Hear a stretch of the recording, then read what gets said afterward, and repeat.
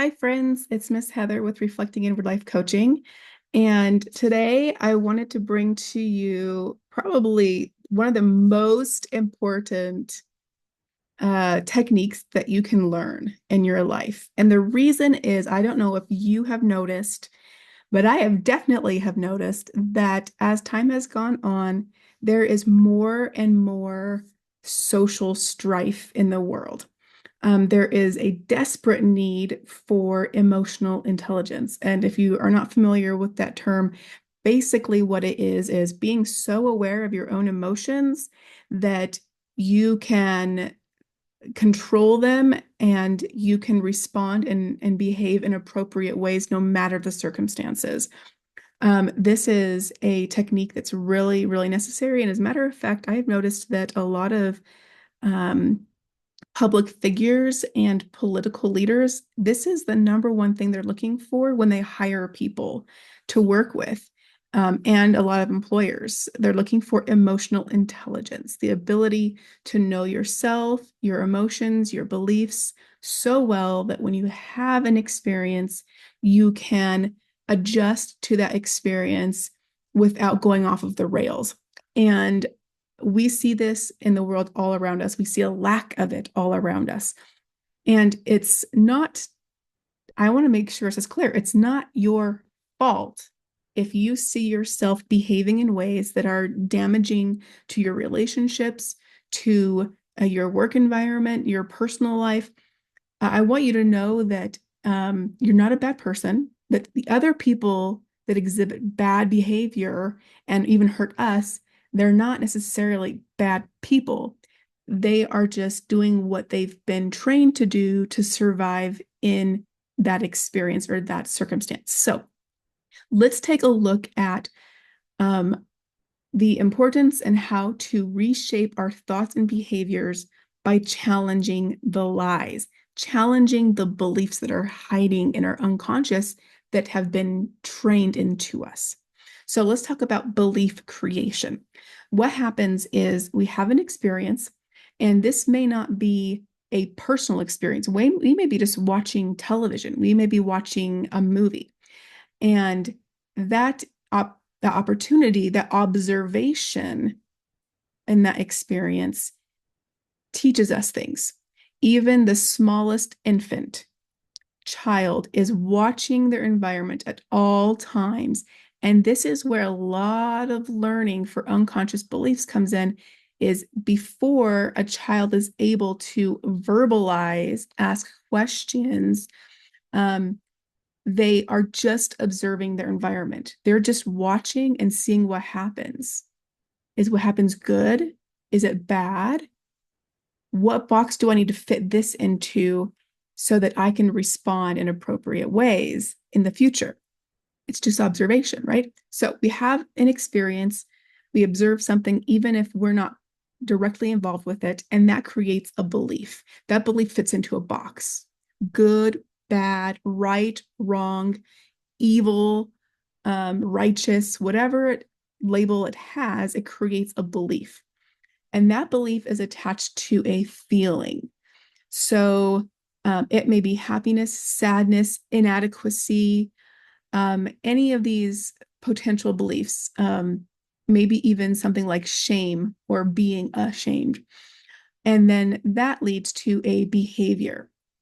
And let's talk about why the behavior is involved next. So I want to talk next about the amygdala. The amygdala is an almond-sized and shaped structure in your brain.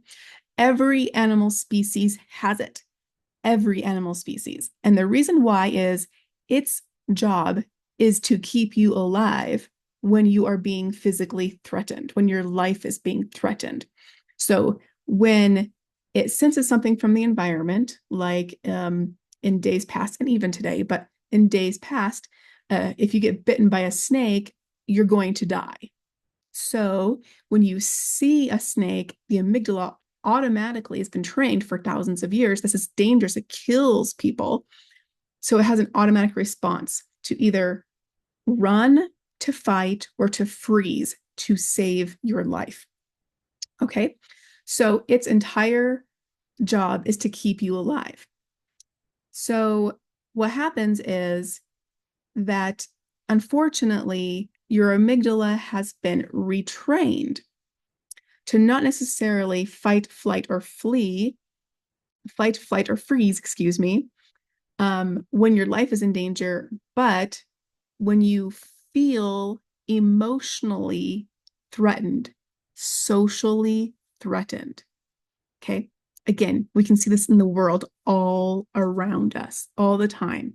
Fights, riots, issues that have been brought up by even just the smallest cue that takes us out of our comfort zone and makes us feel like we're being threatened, even if it's just a social threat that has no life threat attached to it. Okay, so the amygdala doesn't know the difference. All it knows is, look at the top line there. It says experience, belief, feeling, behavior. All it knows is feeling, I feel threatened, behave automatically. And I want to make sure that's clear. Your amygdala, this is a normal response. It's a normal response. So it's a good thing it's responding.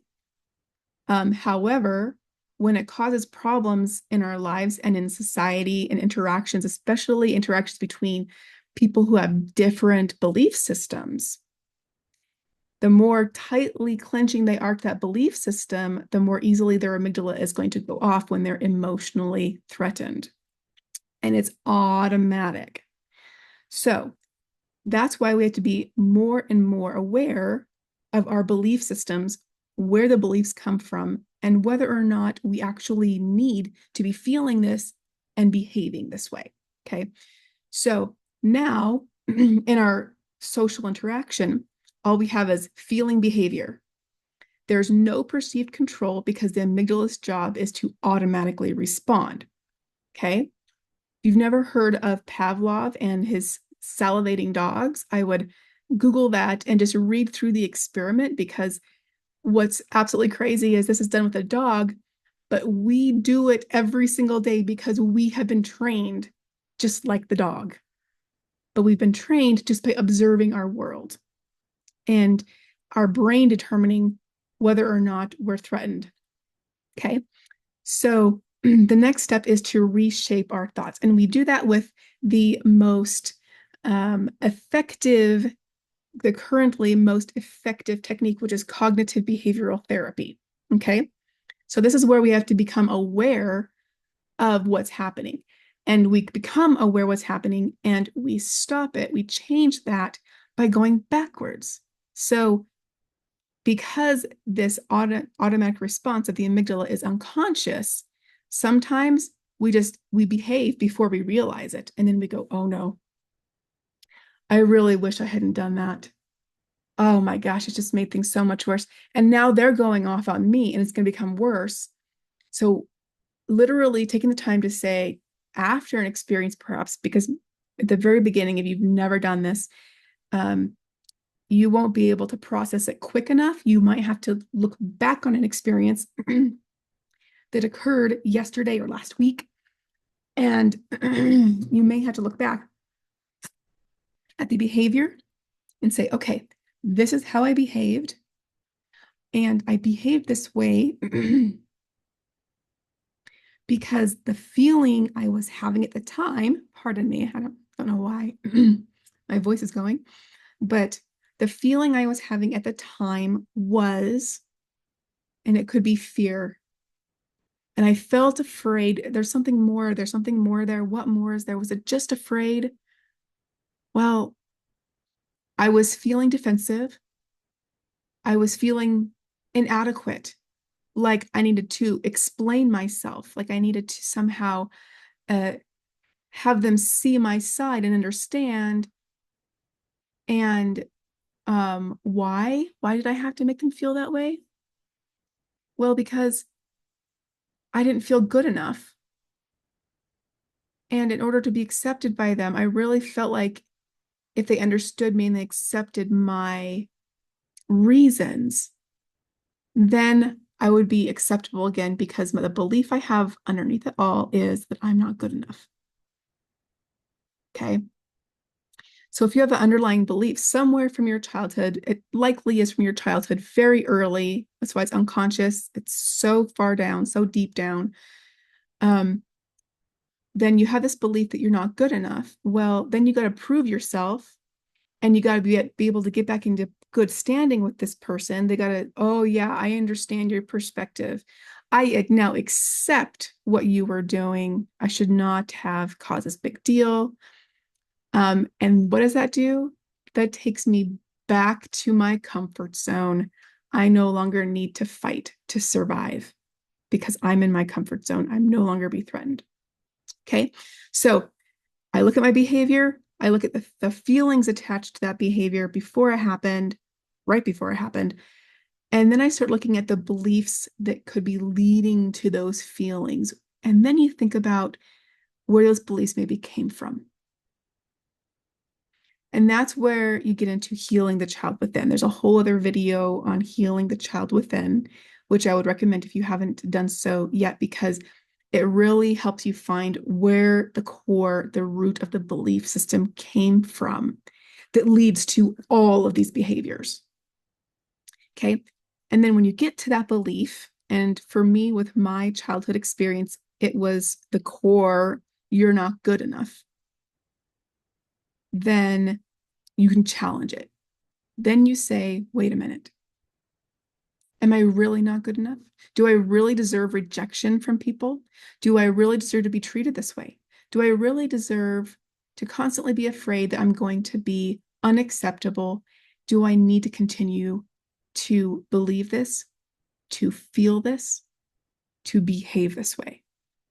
Chances are you're going to say, ooh, no, that belief is wrong. So I don't need to believe this. I don't need to feel this. And I don't need to behave this way. And in the future, when something happens and I feel like someone is challenging my adequacy, I can just say, their words and behavior are not about me. They're about something going on inside of them. I know I am adequate. So I don't need to behave. I don't need to feel. I don't need to believe.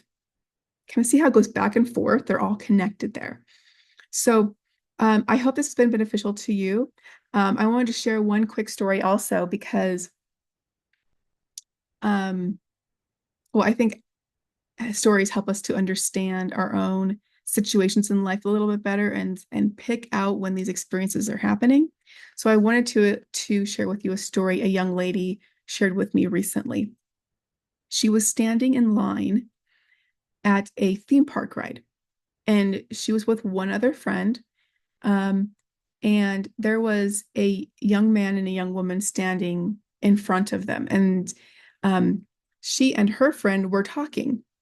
And at some point, the young lady in front felt like they were talking about her, not just about her, but badly about her. So she leaned over and she whispered to her boyfriend. The boyfriend turned around and, with, I'm sure, an attitude, because he's standing up for his girlfriend, said, "Why are you talking about my girlfriend like that?" And immediately, because of the tone of his voice, the young lady talking to me, her amygdala went off, bing, and was like, caution, tone of voice, look on face. Now the amygdala has been triggered and it's going into potential life-saving mode. Well, he starts going off on her and she says, "We weren't talking about her. We weren't talking about either of you." And he doesn't believe her. This is where more unconscious things that we may do without realizing it come in. Because this young lady talking to me, telling me the story, she put down her bag. And most people don't see the significance of this. But her amygdala, she wasn't necessarily consciously getting ready to fight, but her amygdala was saying, caution, you may need to defend yourself. So her automatic response was to put down the bag, which sent a message to this young man. She's getting ready to fight. Did she intend to send this message? No. It was all unconsciously done. So the young man receives the message. She's getting ready to fight. And what does he do? Yes, he attacks her. We're talking about a 17-year-old girl and a 18, 19, 20-year-old young man. The young man attacks her and starts beating her because she put down a bag. Okay. Intentions and actions don't always line up because our amygdala, its job is to defend us.